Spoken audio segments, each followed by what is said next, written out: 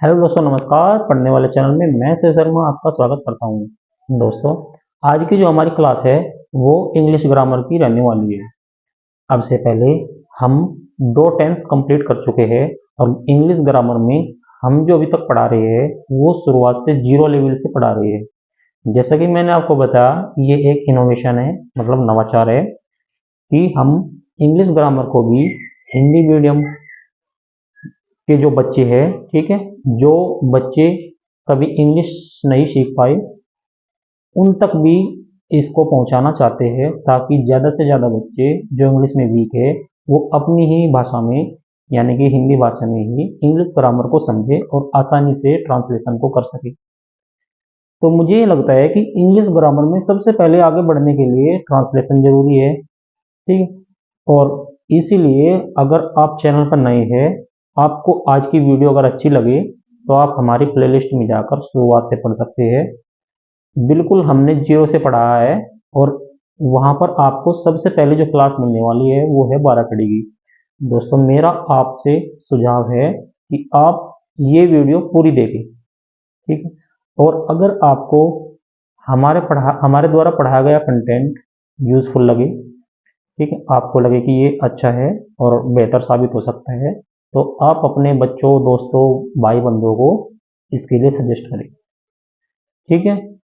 मुझे पूरी आशा है कि मैं जो आपको इंग्लिश ग्रामर में कंटेंट बता रहा हूँ वो क्लास 3 मतलब थर्ड क्लास से लेकर और 12 तक के लिए बच्चों के लिए भी समान रूप से उपयोगी होगा। और जो बच्चे कंपटीशन की तैयारी कर रहे हैं, इंग्लिश ग्रामर में बिल्कुल नल है, तो वो भी जीरो लेवल से इसको सीख सकते हैं। हालांकि थोड़ा टाइम जरूर लगेगा, लेकिन मैं ना इसको बिल्कुल हिंदी में पढ़ा रहा हूँ, अच्छी तरह बिल्कुल आपको समझाने की पूरी पूरी कोशिश कर रहा हूँ, ठीक है। तो चलिए आगे बढ़ते हैं हमारे अपने सेशन में। आज की जो हमारी क्लास रहने वाली है वो है प्रेजेंट इंडेफिनिट टेंस। चलिए दोस्तों, प्रेजेंट इंडेफिनिट टेंस, जैसा कि मैंने आपको पिछले दो टेंस में पढ़ाया है, टेंस को सबसे पहले समझने के लिए आपको उसकी पहचान होनी जरूरी है।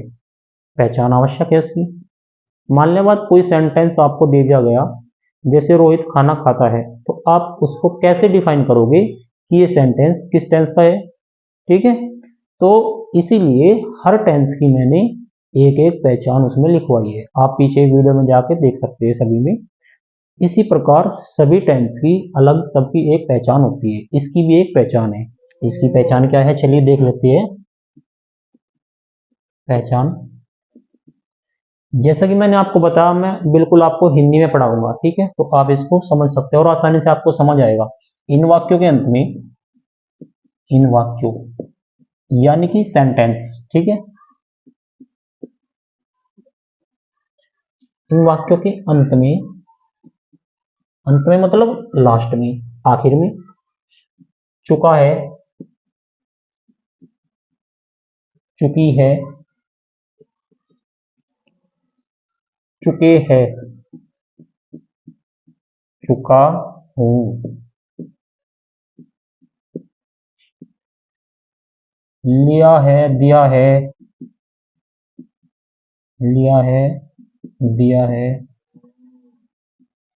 आदि शब्द आते हैं, आदि शब्द आते हैं। मतलब कहने की बात यह है, इस टेंस में आपको सेंटेंस में कार्य का पूर्ण होना पाया जाएगा, ठीक है। जैसे मैंने बोला कि रोहन कलकत्ता पहुंच चुका है, तो कार्य क्या हुआ, पूर्ण हो गया, वो कलकत्ता पहुंच चुका है, ठीक है। तो इससे इस टेंस में आपको जो आप देखोगे, इसकी जो पहचान होगी उसमें कार्य का पूर्ण होना पाया जाएगा, ठीक है। जैसे उसने खाना खा लिया है, अब आप तो बोल रहे कि आपने तो बताया था कि चुका है, चुकी है आते हैं, लेकिन नहीं, सेंटेंस को आप थोड़ा मतलब ऑब्जेक्टिव तरीके से आप समझ सकते हैं इसको, कि कार्य उसमें पूर्ण हो गया है, ठीक है। जिस सेंटेंस में कार्य का पूर्ण होना पाया जाए वो ही सेंटेंस किसका होगा, प्रेजेंट परफेक्ट का। इसमें ध्यान देने की बात यह है कि कार्य जो है एक निश्चित समय में और प्रेजेंट टेंस में पूर्ण होना पाया जाएगा, ऐसे नहीं है कि सेंटेंस आप बोले कि कार्य कर लिया था, जहां पर भी था वर्ड्स आ जाएगा, था वर्ड आ जाएगा जहां पर भी, वो पास्ट में चला जाएगा, ठीक है। लेकिन हम पढ़ रहे हैं प्रेजेंट, तो इसमें है जरूर होगा लास्ट में। इसकी जो पहचान सबसे बेस्ट होगी, आप उसका चेहरे जो समझ पाएंगे, उसकी पहचान के लास्ट में है होगा। जैसे चुका है, लिया है, दिया है, खाया है, तो है इसमें जरूर होगा। अगर उसमें था गए, चुका था, चुकी थी, चुके थे, लिया था, दिया था, तो वो चला जाएगा पास्ट परफेक्ट में, ठीक है। तो आप इसकी अच्छे से पहचान कर सकते हैं और मुझे लगता है कि आप इसको समझ चुके होंगे बहुत अच्छे तरीके से। चलिए एक एग्जाम्पल के तौर पे देख लेते हैं। जैसे मोहन अपने दफ्तर मोहन अपने दफ्तर पहुंच चुका है। मैंने कहा मोहन अपने दफ्तर पहुंच चुका है, तो क्या हुआ, कार्य पूर्ण हो गया। मोहन अपने दफ्तर पहुंच चुका है, पहुंच गया वो, ठीक है। या इसको हम ऐसे लिख सकते थे, मोहन अपने दफ्तर पहुंच गया है, ठीक है। मोहन अपने दफ्तर पहुंच गया है, तो यानी कि कार्य क्या हुआ, वो पूर्ण हो गया और एक प्रेजेंट में हो गया पूरा ही। चलिए इसको बनाने के लिए मैंने आपको बताया, केवल एक रूल बताऊंगा पूरे ट्रांसलेशन में। सभी टेंस का एक एक रूल होगा और वो पूरा टेंस उसी में ही खत्म हो जाएगा। आज जो हम पढ़ रहे हैं वो पढ़ रहे हैं अफर्मेटिव सेंटेंस। सेंटेंस कितने प्रकार के होते हैं मैंने आपको पिछली क्लास में पढ़ाया है, आप वहां पर जाकर उसको अच्छे से समझ सकते हैं, ठीक है। तो इसका जो रूल होगा, देखिए मैंने आपको बताया था सिंगुलर और प्लूरल दो होते हैं, ठीक है। तो मैं इसको दोनों को अलग अलग लिखवाने जा रहा हूं, ये सिंगुलर, ये प्लूरल। ये सिंगुलर होगा, सिंगुलर का subject plus has, H A S, has plus, इसमें ना वर्ब की थर्ड फॉर्म आएगी। क्या आएगी, वर्ब की थर्ड फॉर्म। जितनी परफेक्ट है सभी में थर्ड फॉर्म का हम यूज करेंगे, प्लस ऑब्जेक्ट। ऐसे प्लूरल हो जाएगा, subject plus have plus verb की थर्ड फॉर्म प्लस ऑब्जेक्ट, ठीक है। अच्छा अब इस सेंटेंस को बनाते हैं, मोहन अपने दफ्तर पहुंच चुका है।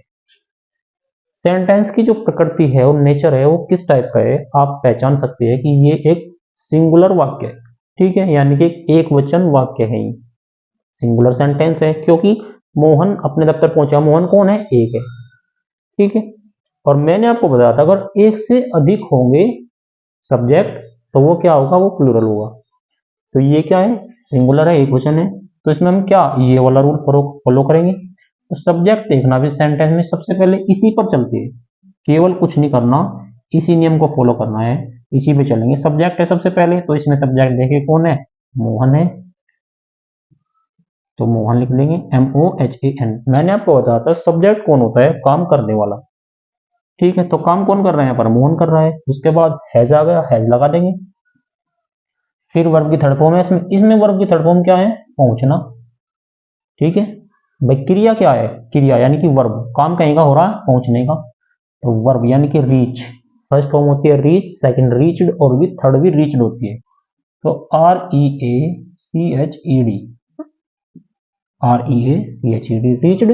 ऑब्जेक्ट क्या बचा, अपने दफ्तर, रीच्ड हिज ऑफिस, ठीक है। आ गया समझ, तो ऐसे बनाना है ये, ठीक है।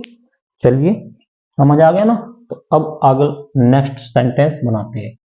आप इसको नोट डाउन करते जाना, ठीक है। और अगर किसी को कुछ समझना है तो आप कमेंट में उसको पूछ सकते हैं मुझसे।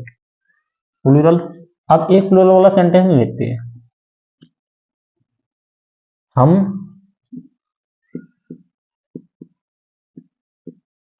गांधी पार्क से घर आ गए हैं।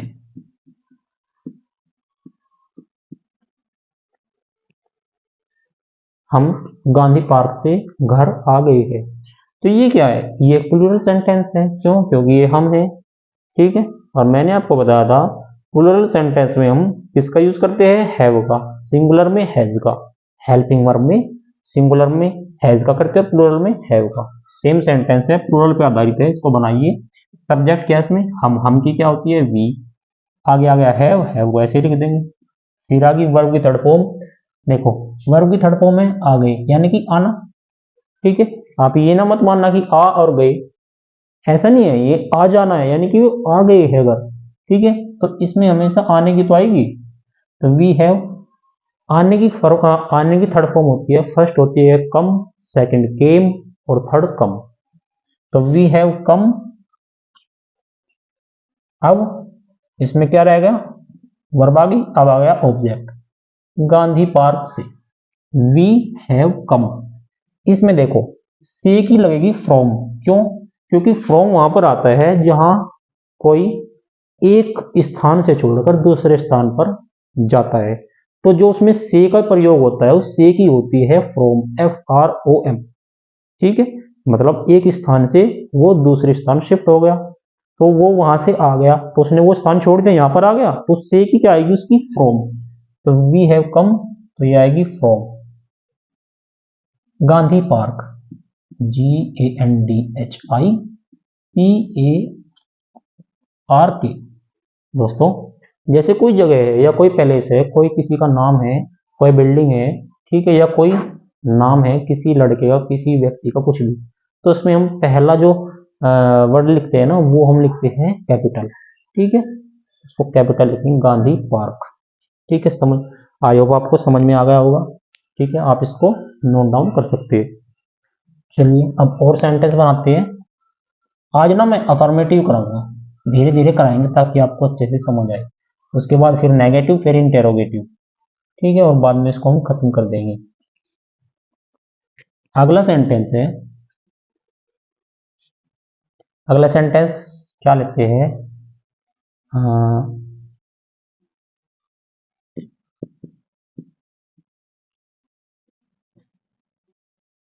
रानी ने, रानी ने अपना गृह कार्य पूर्ण कर लिया है, पूर्ण कर लिया है। तो ये क्या है, रानी, यानी कि सिंगुलर सेंटेंस है, सिंगुलर में हम इसका यूज करेंगे, तो सब्जेक्ट क्या है यहाँ पर, रानी है, तो RANI रानी। आगे आ गया हैज, हेल्पिंग वर्ब हैज आ गई।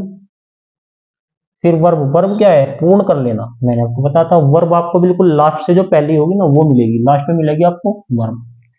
तो पूर्ण कर लेना, तो पूर्ण का क्या होता है, पूर्ण कर लेना कंप्लीट।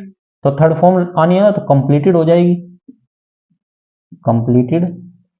आगे ऑब्जेक्ट आ गया, अपना गृह कार्य, देखो अपने की अंग्रेजी इसमें क्या आएगी, रानी कौन है, लड़की, लड़का होता तो उसमें हिज आती, लेकिन ये लड़की तो इसमें हर आएगी, तो रानी हैज कंप्लीटेड हर गृह कार्य की होमवर्क। ठीक है, ऐसे बनेगा। ठीक है दोस्तों, चलिए अब मैं आपको 5 सेंटेंस देता हूँ होमवर्क के लिए। कल अगली जो हमारी क्लास होगी वो नेगेटिव की होगी। ठीक है, तो ये जो मैं आपको 5 सेंटेंस बोला उसकी आप प्रैक्टिस करना और उनको कमेंट में लिखना। ठीक है, चलिए।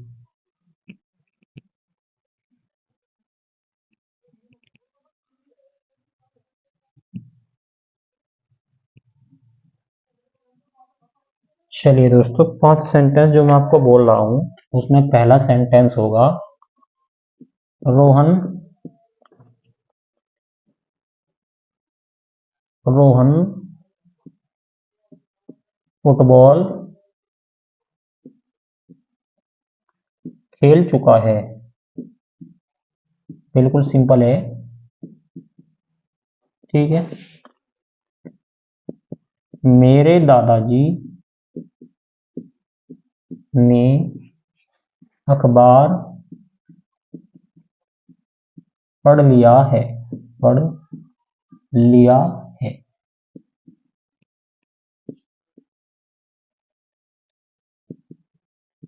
तुम्हारी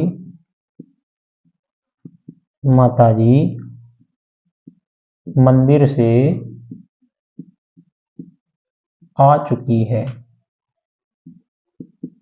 आ चुकी है। चौथा सेंटेंस हो जाएगा बच्चे अपने विद्यालय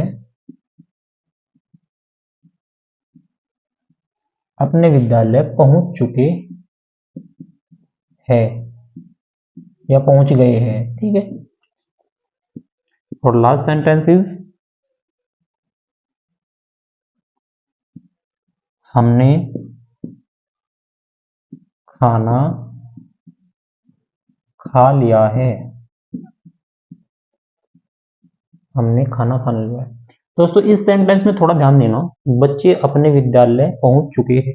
देखो मैंने आपको बताया था अपने की जो अंग्रेजी होती है वो हम क्या कैसे लगाते हैं, सब्जेक्ट को डिफाइन करके।